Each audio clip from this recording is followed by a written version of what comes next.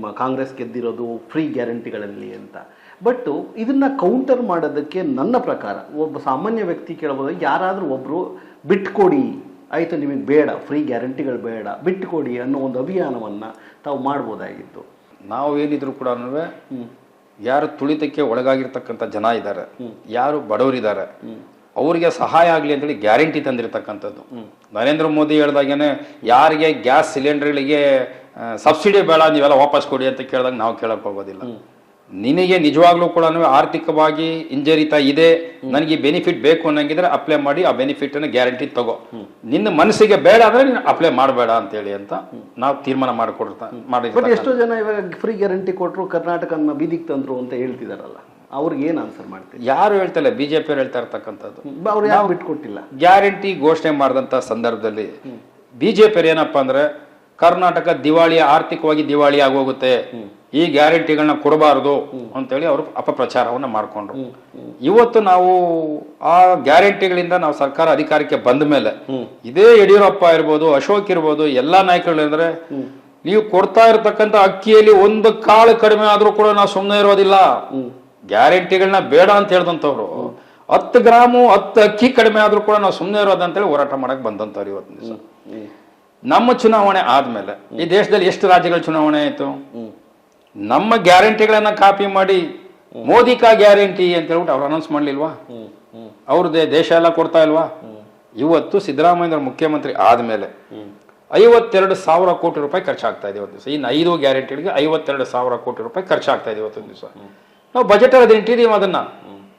ಅದು ಒಂದರಿಂದ ಬೇರೆ ಡೆವಲಪ್ಮೆಂಟ್ ವರ್ಕ್ಗಳಾಗ್ಲಿ ಅಥವಾ ಕ್ಷೇತ್ರಕ್ಕೆ ಕೊಡ್ಬೇಕು ಅನುದಾನಗಳಾಗ್ಲಿ ಯಾವುದು ಕೂಡ ಕುಂಠಿತ ಆಗಿಲ್ಲ, ಮಾಡ್ತಾ ಇದೀವಿ.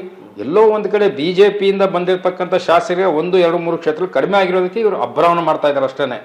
ಆದ್ರೆ ಡೆವಲಪ್ಮೆಂಟಲ್ ವರ್ಕ್ಸ್ ನಿಲ್ತಿಲ್ಲ, ಗ್ಯಾರಂಟಿ ಕೊಡ್ತಾ ಇರ್ತಕ್ಕಂಥ ನಿಲ್ತಿಲ್ಲ. ನಾವು ಕೊಡ್ತಲೇ ಇದೀವಿ. ನಾವು ಇದನ್ನ ಏನಕ್ಕೆ ಗ್ಯಾರಂಟಿ ಕೊಡ್ಬೇಕಂದ್ರೆ ಒಂದು ನಿಮ್ಗೆ ನಮ್ಮ ಇಂಡಿಯಾ ಅಥವಾ ಕರ್ನಾಟಕದ ಬಗ್ಗೆ ಮಾತು, ಇಡೀ ಪ್ರಪಂಚದ ಎಲ್ಲಾದ್ರೂ ತಗೊಳ್ಳಿ ನೀವು, ಮುಂದುವರೆದಿರ್ತಕ್ಕಂಥ ದೇಶಗಳಲ್ಲೂ ಕೂಡ ಈ ಒಂದು ಸಬ್ಸಿಡಿಯನ್ನ ಗ್ಯಾರಂಟಿಗಳನ್ನ ಕೊಡ್ತಾ ಇದ್ದಾರೆ.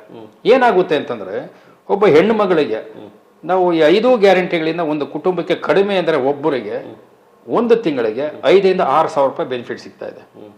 6,000 ರೂಪಾಯಿ ಬೆನಿಫಿಟ್ ಸಿದ್ದಂತ ಸಂದರ್ಭದಲ್ಲಿ ಏನ್ ಮಾಡ್ತಾರ ಅವರು? ಡಬ್ಬದಲ್ಲಿ ಇಟ್ಕೊಳ್ತಾರ? ಇಡೋದಿಲ್ಲ. ಅಥವಾ ಬ್ಯಾಂಕಲ್ಲಿ ಹಾಕ್ತಾರ? ಇಡೋದಿಲ್ಲ. 2,000 ರೂಪಾಯಿ ಏನ್ ನಾವು ಗ್ಯಾರಂಟಿ ಕೊಡ್ತಾ ಇದೀವಿ, ಆ 2,000 ರೂಪಾಯಿಲಿ ಗ್ಯಾಸ್ ಸಿಲಿಂಡರ್ ಜಾಸ್ತಿ ಮಾಡಿದ್ರಲ್ಲ, ಅದ್ರಲ್ಲಿ ಒಂದು 500 ರೂಪಾಯಿ ಅಮ್ಮ ಅದಕ್ಕೆ ಯೂಸ್ ಮಾಡ್ಕೊಳ್ತಾಳೆ. ಮಕ್ಕಳು ಫೀಸ್ ಕೊಟ್ಟೋದಕ್ಕೆ ಒಂದು 500 ರೂಪಾಯಿ ಯೂಸ್ ಮಾಡ್ಕೊಳ್ತಾರೆ. ಮನೆ ಹಾಲು ತರಕಾರಿ ರೇಷನ್ ತರಕ್ಕೆ ಒಂದು 500 ರೂಪಾಯಿ ಯೂಸ್ ಮಾಡ್ಕೊಳ್ತಾರೆ. ಆ ರೀತಿಯಾಗಿ ಅದಕ್ಕೆ ಸಹಾಯ ಆಗ್ಲಿ ಅಂತೇಳಿ ನಾವು 2,000 ರೂಪಾಯಿ ಕೊಟ್ಟಿರ್ತಕ್ಕಂಥದ್ದು.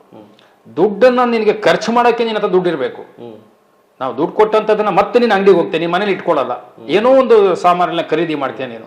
ಆ ಖರೀದಿ ಮಾಡಿದಂತ ಸಂದರ್ಭದಲ್ಲಿ ಮತ್ತೆ ನೀನು ಟ್ಯಾಕ್ಸ್ ಕಟ್ತೇನೆ, ಚಲಾವಣೆಗೆ ಬರ್ತದೆ ದುಡ್ಡು. ಅದನ್ನ ಇದು ನಾವೆಲ್ಲ ಹೇಳಿದ್ದು ಸುಮಾರು 50-60 ವರ್ಷಗಳಿಂದ ಮುಂದುವರೆದಂತ ದೇಶಗಳಲ್ಲಿ ಈ ಒಂದು ಪ್ರಯೋಗವನ್ನ ಮಾಡಿದ್ದಾರೆ. ಇವತ್ತು ಕೂಡ ನಡ್ಕೊಂಡ್ ಬರ್ತಾ ಇದೆ. ಮನುಷ್ಯನ ಕೈಯಲ್ಲಿ ಖರ್ಚು ಮಾಡ್ಲಿಕ್ಕೆ ಹಣ ಇರಬೇಕು. ಖರ್ಚು ಮಾಡಕ್ಕೆ ಅವನು ಬೀದಿಗೆ ಬರ್ಬೇಕು, ಅವನು ಅಂಗಡಿಗೆ ಹೋಗ್ಬೇಕು. ಅವನು ಕರೆಕ್ಟ್ ಹೋದಾಗ ಏನಾಗುತ್ತೆ, ಅವ್ನು ತೆಗೆದಿದ್ದ ತಕ್ಷಣ ಇವತ್ತೊಂದು ಕಾಫಿ ಕುಡಿದು GST ಕಟ್ತಾ ಇದೀವಿ, ಒಂದು ಇಡ್ಲಿ ತಿಂದ್ರು GST ಕಟ್ತಾ ಇದೀವಿ. GDP will grow. ನೀನ್ ಖರ್ಚು ಮಾಡಿದಂತ ಟೈಮಲ್ಲಿ ಆ ದುಡ್ಡು ಎಲ್ಲಿಗೆ ಬರ್ತದೆ? ವಾಪಸ್ಸು ನಮ್ಗೆ ಸರ್ಕಾರಕ್ಕೆ ಬರ್ತದೆ. ನಮಗೆ ಇದು ಯಾವತ್ತೂ ಕೂಡ ಒಂದು ದೇಶ ಮುಂದುವರಿಯೋಕೆ, ಒಂದು ರಾಜ್ಯ ಮುಂದುವರಿಯೋದಕ್ಕೆ this is also one of the process ಅಂತ. ನಮ್ಮ ವಿಜಯವಾಹಿನಿ ನ್ಯೂಸ್ ಚಾನೆಲ್ನಲ್ಲಿ ಪ್ರಮೋಷನ್, ಜಾಹೀರಾತು, ಅಡ್ವರ್ಟೈಸ್ಮೆಂಟ್ ನೀಡಲು ಸಂಪರ್ಕಿಸಿ 9535808456.